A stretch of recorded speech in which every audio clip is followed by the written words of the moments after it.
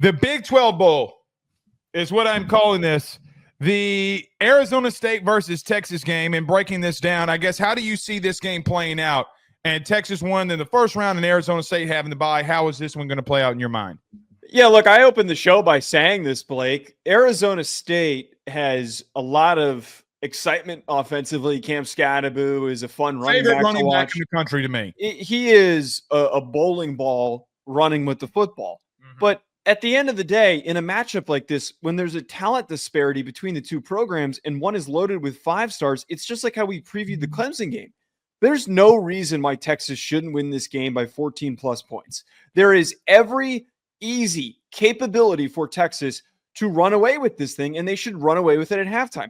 There's a reason why, and we said this twice talking about Texas, there's a reason why we held Texas to a higher standard, because there is the expectation that when you're this talented and you're the second best team in the SEC, the best conference of college football, that you're supposed to boat race teams like Clemson and Arizona State. So just the general overall thing before we really dig into the nitty gritty of breaking this game down of position group by position group and strengths and weaknesses, there is a gap. Cam Scadaboo is going to have a really, really tough time running the football against that front seven, seeing how easily they bottled up Clemson's run game. Understandably, they were without Phil Maffa. They're using a wide receiver at running back.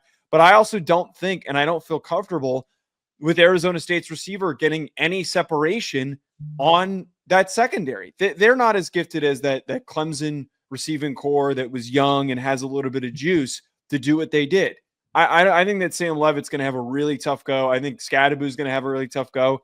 This should be really low scoring on Arizona State's end, and Texas should roll them by 14, 17, 21 points. Here's the problem I have in that.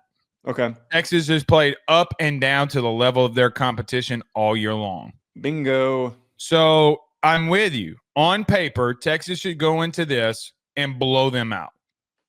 They should. Okay. I also saw all year long them put themselves in situations where they should firmly grasp control from a team, and they did not have the ability to do it. For whatever reason, they didn't have the ability to do it. Here's the problem with that. Arizona State is 71st in the country in total defense. They're 69th in the country in passing defense. They're 96th in the country in third down defense. I don't care how bad Quinn Ewers is. I've seen him dot dudes up that are more talented, and I've seen him do it against Georgia. Joe, the truth is, they're defensively, they better play ball. I mean, offensively, Arizona State better play ball control and run the football and keep the ball away from Texas. It's the only chance that they got here. Because Texas is going to go into this game and absolutely abuse them in the secondary. Joe, they have guys that are hitting the portal, depth pieces. God forbid you had injuries. Guys were hitting the portal before the playoff. God forbid somebody goes down in that secondary against a very talented group. What's the status of Isaiah Bond? Do they have anybody that can cover Helm? What happens when your run defense is unable to stop the running game and the play action game gets involved for Texas? I know the Big 12 wants this one bad because you have one team that left you that went to the SEC, and you have the Big 12 champion in Arizona State that's going to come in here and defend it. Brother, this is what I continue to talk about in games like this. This is not a contest. This isn't now what Texas can be who Texas has been all year and make it a contest because they play up and down to the level of their opponent. On paper, which the game's not played on paper, and I get that. But on paper, Joe, their secondary is bad. Their secondary is and here's the thing. Remember the last part of BYU? Remember that game? Yeah. Yeah, they let him back into it. Wait. So can I actually go finish your saying, and I want to add in something that supports you. Okay.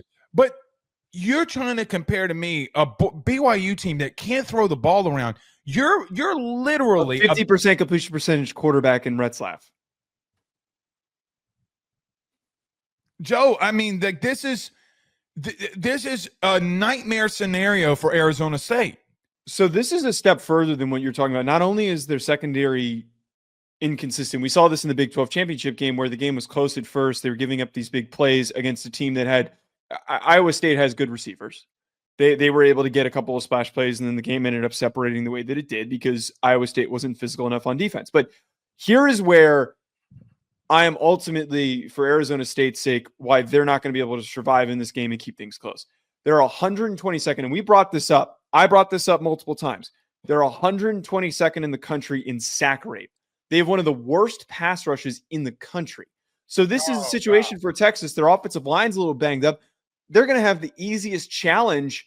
And if anything, they get a nice little buffer. I don't know what the injury situation is for that offensive line of like what the recovery timetable is. Can any guy actually like really, truly come back? They're banged up. This is a nice little reset. You could start backups and feel comfortable with it because Quinn Ewers is going to have time in the pocket. I get that Texas fans think that we truly hate them and we're super negative about them. It is what it is. They're the ones playing up and down to the level of their opponent. Right. This is a spot in a game that they are primed, and this is the type of opponent that they dominate against because Quinn Ewers plays the best when he has less pressure on his shoulders and he doesn't have to do everything, and they can run the football. They're going to be able to be more balanced in this game. They're not going to see as much pressure in Quinn's face, and he's going to be able to dot them up. And we're going to come on here and we're going to find a negative to talk about after the game because we're just trying to be realistic in the expectations for Texas. If they don't blow them out, this is my last bit. If they don't blow them out, Blake, we have something to talk about here. This is a team that you should win by 17 or more points. 14 even seems low for me. Yeah, I mean, because the Clemson game was 14 and they dominated that one, right? Like, I mean, and I think Clemson's more talented. But, Joe, here's the thing, though, man. Both teams came into the postseason 10-2, both of them. It wasn't created equally. Like, it's not. One team's losses are against Georgia. The other's against Cincinnati, and I forget the other team that Arizona State lost to. I mean, Joe, who did that? Texas Tech, I want to say? Maybe so. But here's the thing. I'm not trying to make parallels, and I'm not trying to do transitive property. Arizona State, you could barely run the ball in moments and times against Mississippi State. It was Texas Tech. Okay.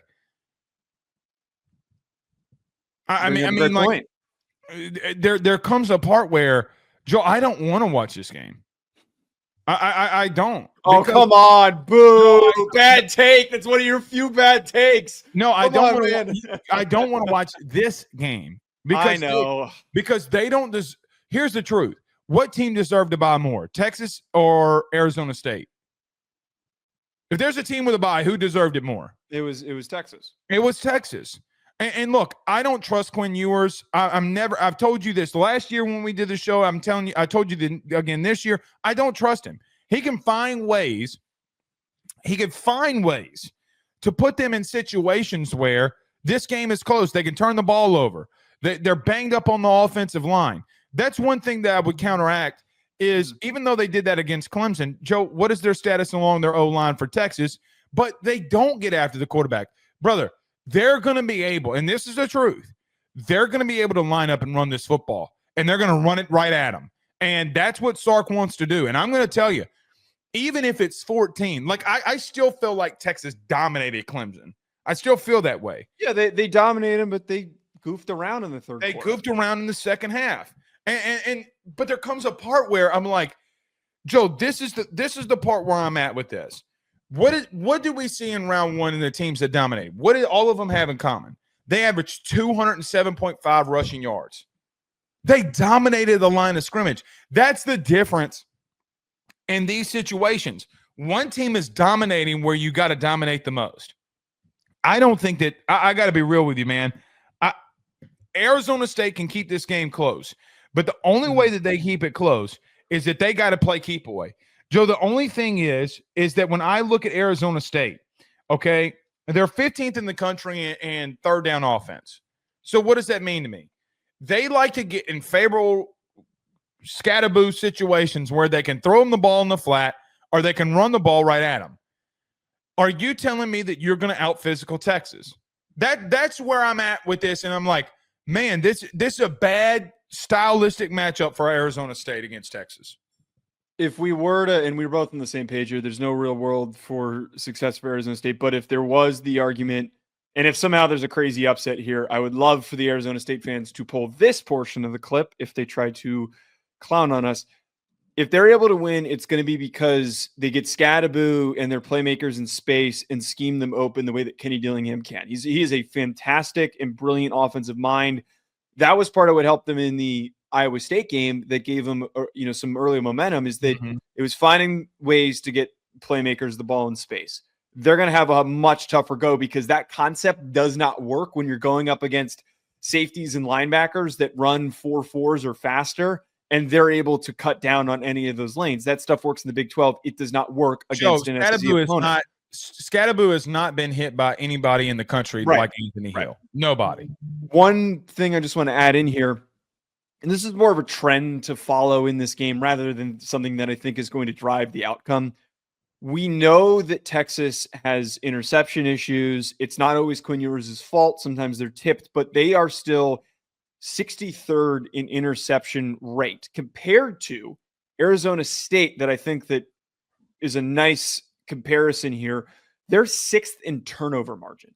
So in a world where if Arizona State does bring this thing back close, or it does end up being closer than anticipated, I would be willing to bet it's going to be because of a late silly turnover, a bounced pick, or maybe Quinn Ewers just straight up throws one that he's not supposed to. And Arizona State has been one of the best teams at protecting the football. That to me is the one singular area that Clemson was not able to succeed in that could give Arizona State a shot. But it's just not strong enough of a driving force in a football game typically that will swing the outcome when there's so much of a talent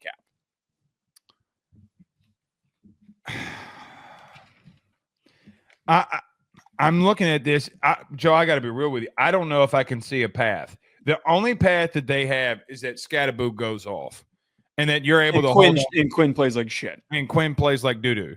That's the only thing that I could see that would promote them here. The last thing that I would say is, think about that Clemson game a couple of weeks ago. If you're watching, I guess it would be about a week and 10 days ago. Clemson was 73rd in run defense. You're 71st. They ran for 300 yards on Clemson, and you don't have those bodies. You don't have those dudes. That's where I'm saying, like, Joe, even if it's 17 points, how did the game look? Yeah. Because I still look at that Clemson game. I went back and watched it this morning. Brother, they dominated in the interior. They dominated Clemson. That's why I'm just like, good Lord, have mercy alive. I think that this is going to be, as we say, somebody's about to open up a can of whoop ass. I just don't know. We'll just have to wait and see. Okay. BetOnline remains your top spot for all of your live betting action and contests. NFL, college football, UFC, NHL are all in full swing. BetOnline is your number one source for wagering news, odds, trends, and predictions with both desktop and mobile access at any time. Head to BetOnline today and use promo code BELIEVE, that's BLEAV, for 50% off your first deposit. That is a 50% welcome bonus. BetOnline, where the game starts.